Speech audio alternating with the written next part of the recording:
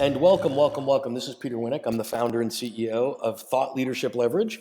And you're joining us on the podcast today, which is Leveraging Thought Leadership. Today, my guest is Jennifer DiMotta. Jennifer's a really interesting mix of entrepreneur, someone that's been in the content business a long time and has developed a training company, has gotten out of that.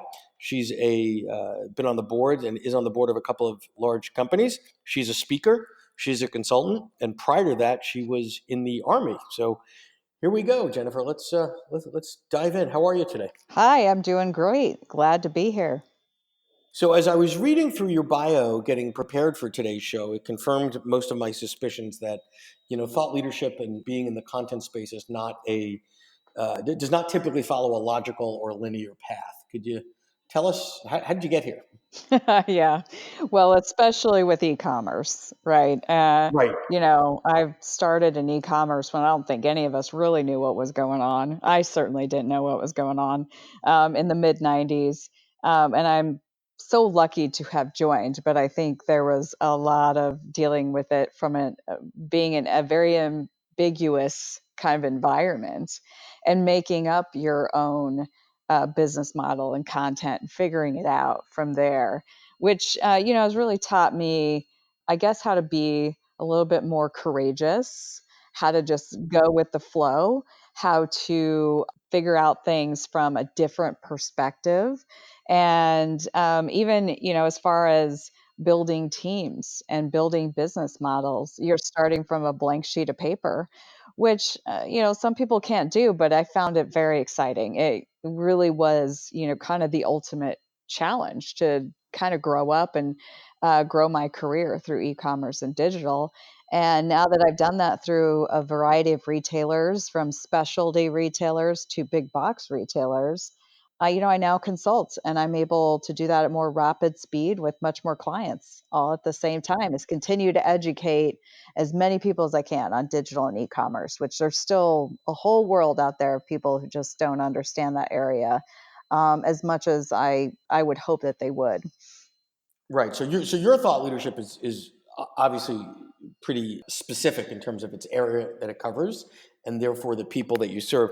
I want to go back to something you said a moment ago about sort of going with the flow, because going with the flow is not easy for many people. Some of us are control freaks, and we need to know exactly what's going to happen every step of the way. So how do you balance that sort of go with the flow moment or go with the flow sort of attitude with knowing when the flow has hit it right and you need to stay in one spot for a little bit? Yeah, it's really interesting because I guess I don't know if going with the flow is even the right verbiage, but you do have to go with, on some level, your gut at times. We're all in a real conversation right now about being data driven.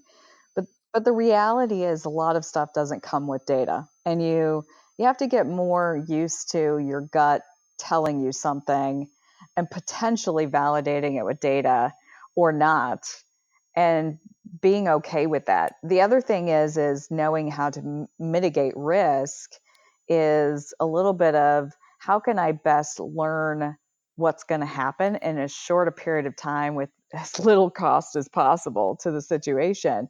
So you just start learning how to take baby steps and effectively watch the situation, effectively observe what happens, what's the result. You get really good at that in e-commerce because, first of all, you do have quite a bit of data coming at you, and then other respects you don't have any. So you just get used to the respect of taking baby steps, being courageous about it, and then saying, I have to be really observant to understand what the result looks like. And I also have to learn from it. So I effectively have to modify what I'm doing based on how the result comes out of what I've decided to do in the first place. Got it. So in circumstances where having the data at your disposal is really what you need to make a decision, that's fairly easy, right? The data will tell you do more of this, do less of that, go this way, go that way. It's that balancing data with intuition. I think there's a trend going on now to say that because of big data and analytics, and we have so much data about so many things, that data is the answer to everything. So could you sort of push on that a little bit? Because you mentioned it with the intuition piece, but how do you know when it's a data based decision that you need to make or it's one where the data isn't going to tell you everything you need to know to a level of certainty to say, yes, that is the only answer. Yeah, and the real key to data is the interpretation of data. And the problem with data today is people want and are almost addicted to the concept of data, but they're not always great at interpreting the data. And that's really the key. You have to take big data and turn it into what I call small data. You have to be able to have the intelligence to turn it into an insight, which becomes an action for, what are you going to do with this information? Otherwise, that data, and there's a lot of data that sits around and doesn't get used. Or the other side is there's a lot of people that analyze data forever and cannot make an action come out of it, right? And so, like you said, there's a balance in the middle of saying, let me get enough to think about what the insight would be, and that would help me create an action, and then I have to take the step forward. But data doesn't always exactly tell you how to take the step forward. It's the ability for you to say, I can interpret this data. Got it. And then I can take that forward. And that is a really tough skill for people, because sometimes that comes with experience. Sometimes it comes with being intuitive. Sometimes it comes with pulling not only your own data, but pulling data from outside environments. So you have some sort of way to validate what you're looking at. Sometimes it comes with the whole concept that we always talk about these days, which is networking. You gotta talk to a lot of people to see if you're, aligning to, what you're thinking. Do you have three smart people around you that would be thinking the same thing, or are they adding some layer of new thing that you need to start going and looking at instead of taking an action? But data is really important to interpret, but it's also really important that we all take action, because we know great companies execute. So let's take this down to our listeners. Let's take it down to an author, a thought leader, a speaker, right? So you do many of those things. How does one apply what you're talking about in terms of the use of data and getting that to a place where you're able to make a decision versus intuition in the process to the practice of running a business that's based on your thought leadership, your content, etc. So how might you have done that in your speaking work or your consulting work? Yeah, so sometimes I start with the data that always exists in an organization. For example, a P&L. You're almost always going to have a P&L. So you might start there. One would And hope. well, and funny enough, I've fixed plenty of P&Ls. But the reality is that everyone has one. And so after you're done kind of correcting it, making it accurate, it's the starting point for me personally. It's the starting point. It guides me. So are we having a problem at the top? Are we having a problem at the bottom? Are we having a problem in both places? Where do we think the opportunities lie? In e-commerce, I most often use what I think most companies are using these days, which is Google Analytics. And I have like my top 5 favorite reports from Google Analytics. And so I share those with my clients and say, these are the things, this is how to interpret it. This is what this is saying to you. So it's a training exercise on how to interpret the data, because people have this data. Almost every client I walk into isn't using Google Analytics. They have it because everyone's got the tag, but they don't. They Sure, just sure. they just don't know how to use it. And again, that goes to the point of when you have too much data, people kind of steer away and start forgetting to even look at it in the first place. Well, too much is overwhelming, right? So it's a little bit of the Goldilocks problem, right? That's right. Yeah, that's exactly right. It's Papa Bear, and you got to bring it to the Goldilocks version of data. And I mean, I see it all the time, and some of even the larger companies is they're consumed, and even on my board, it's great, and we have great conversation, but the board books are full of data, data, data, data, data, and and Yep. not enough insight, and so and that's where sometimes the verbal conversation comes to play, and that's where you. The other thing is get the right people in the room. There's always people in every company I've been in that have a way of having a conversation about data, and you get those people in the room, and you'll get to an interpretation, you'll get to an action, Got it. and that's the key with right people. So no, that's I think that's right. I want to pivot for a couple minutes and talk about speaking, because your speaking comes from more what I would call sort of subject matter domain expertise than sort of general thought leadership, right? You're not writing about management or leadership per se, but e-commerce. But one of the ways or modalities or vehicles that you've used to sort of be successful is using speaking at an industry level and then moving on broader and broader. Could you tell me sort of how you crack the code, if you will, to identify the places you should be speaking and then actually get there and use that as a vehicle for driving business to your organization? Yeah, well, actually, I've taken speaking in the last, I would say, 4 years. I have a different route on speaking, actually. I speak about female leadership and I speak Okay. about the statistics of female leadership. I start with that. And then I go into a methodology that I created called Become Your Own Leadership Coach in 6 steps. And I walk whoever the audience is through that 6 steps. So I am often looking for conferences with a female focus in all reality. Now, sometimes I get multi gender, and so I just sort of modify it a little bit. But I am often looking for the female focused younger generation and mid level management. And the reason why is because they are in every desire, they have a ton of desire to become the next, crew of leaders, but they don't have a lot of access to leadership development. There's a lot of Okay. stats out there that show a very low percentage of companies provide good leadership development training, that have it on their plans for the next couple of years to develop leadership training. So people aren't getting true access to developing themselves. And so I've created actually a DIY methodology. And so I am been going out for the last couple years and been really active in speaking about that so that I can get that methodology out there and get people to start thinking about, okay, how can I take this on myself? How do I take the reins and start developing my own leadership skills, even if the company is not offering those? So give us some nuts and bolts tactical ways. So, one of the things I heard is you've got your market clearly defined, right? It's primarily female mid level manager on the way sort of up the food chain, if you will. How do you now make your pitch to somebody running an event or a conference or whatever the case may be, that what you have is of value to them and or their attendees? Yeah, and I think it's probably because it's very tangible. People can literally write down, I give these steps. So people can literally write these steps down and take it home with them.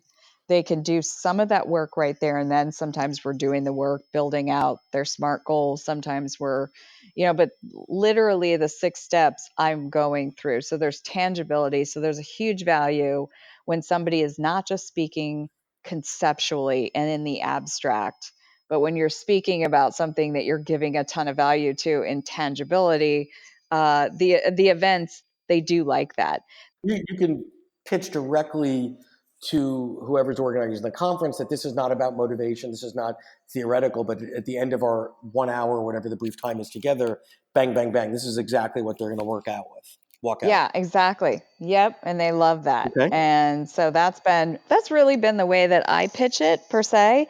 And then obviously I use my career and and some of the things I've done being on a board, everybody loves that stuff too. So I'm going to use that to my benefit as well. Well, that's more of the why you, not why your content. The So the why you, credibility. yeah. Yeah. So I like that you sort of chunk that into two pieces. The why your content is it's a replicatable process or methodology, fairly easy to understand. They walk away with a tangible benefit. Okay, great. That justifies having you there and your time, et cetera. And then the why you as the delivery vehicle of the message goes back to your CV and your accomplishments and your history and all that. Yeah, that's exactly right. It builds credibility too. So every company, when I left and started my own consulting firm, but when I left, I had just been through 6 companies leading e-commerce and digital for the last 15 years, and I had built every single one of those teams.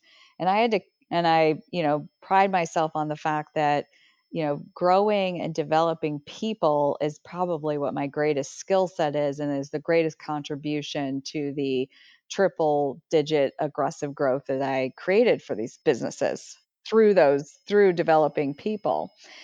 But I had to be really efficient about it because sometimes I've got, 50, 60 plus people teams. So I've got to create an efficient DIY methodology. And again, between consulting on the digital side and then speaking for leadership development, it's the same concept. What I'm trying to put out there is trying to spread how to do things in more of a self sustainable manner so that more and more companies have that knowledge to leverage themselves, to leverage their digital and leverage their people. So what is the biggest surprise in the positive way that you've experienced, sort of getting yourself out there as a speaker, and then the biggest surprise maybe in the negative or biggest challenge of what it takes to really succeed on that in that arena? Honestly, in some respects, it's difficult to get into some of the conferences because I don't have a C-level title at a company. Okay. That's a challenge. That's what they want in all reality. So that has Okay. been a bit of a challenge. And I'm And when you sorry, say what was C level, when you say C level title, you mean you weren't the CEO of ABC Corp or whatever. right? Okay. I'm not a C-level of a Yep. well-known company. Right. So easier to land a gig when you're that, although those people typically don't need the gigs, right? They're pretty Correct. busy. So that was a sort of a challenge. What about a positive surprise or takeaway that wow, this slice of it is easier than I thought, or the benefits to my business, or any of the other positive outcomes that have been surprising to you? Yeah, and that's a super great question. The positives are and the thing is when I'm just trying to get it out there, but I'm realizing people are asking me when I'm going to write a book about it and stuff like that. So that the concept that I can expand and the distribution of content in multiple ways, I'm just not going to be able to give myself credit for that. It's the people who are responding during these presentations and asking me these questions that's making me think about those things. So that was a surprise and very good one. Interesting. Well, I was going to say one of the great things about speaking is, unlike writing a book, first of all, the effort is far harder to, get a book out there, et cetera. And then once it's out, it's out. But the beautiful thing about being a speaker is it's in essence iterative, right? So you go out there, you try some stuff, you've got, you know the notes that you're going to hit, but you can add little slices in there and just watch literally in real time how people absorb that and go, they want more stories about the time that blah blah blah or these type of challenges or whatever, where books don't lend themselves to be experiments.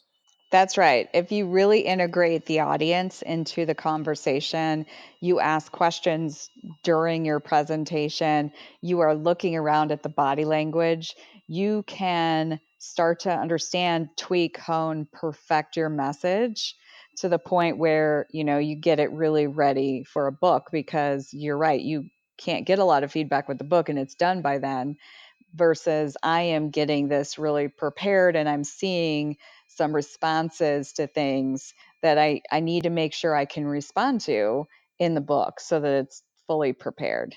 So it's been great. It's like practice. It's great. I love it. Excellent. So let me, as we're just wrapping up here, any final suggestions, recommendations, tips to folks that are just sort of starting on their journey as a thought leader? Oh, that is an excellent question as well. I would just say, listen, I mean, all of us sometimes don't think we're as expert in certain areas that we really are. And when before I started on my journey, I went out there and started asking some people I'd worked with in the past, what do they think I'm an expert on? What am I a thought leader on? And getting that feedback really helped validate some of the things I was thinking. It helped add to some of the things I was thinking and it just give me a little bit more confidence. So I would certainly use your network to help you hone in on what your thought leadership really looks like because people sometimes might know you a little better than you know yourself. Well, it's sort of an awkward. I love that framing of it because it's also a bit awkward to say, well, what am I brilliant at? What do I, where do I give the most value to? It's sort of a weird, sort of narcissistic lens to look through. But when you ask folks around you that know you, that have worked with you in various capacities, and get their feedback, perception is reality. That's So right. and it takes sort of that I don't know, the ego component out of it. So That's right. anyway, this has been great. I appreciate your time and sharing your journey. It's been a little bit different than some of the others we've had on here, but it's, I think, lots for folks, a lot of information to share, and a lot of things folks can learn from. So thank you so much for spending some time with us today, Jennifer. Thank you. Well, thank you for having me. My pleasure. To learn more about Thought Leadership Leverage, please visit our website at thoughtleadershipleverage.com. To reach me directly, feel free to email me at peter@thoughtleadershipleverage.com. And please subscribe to Leveraging Thought Leadership on iTunes or your favorite podcast app to get your weekly episode automatically.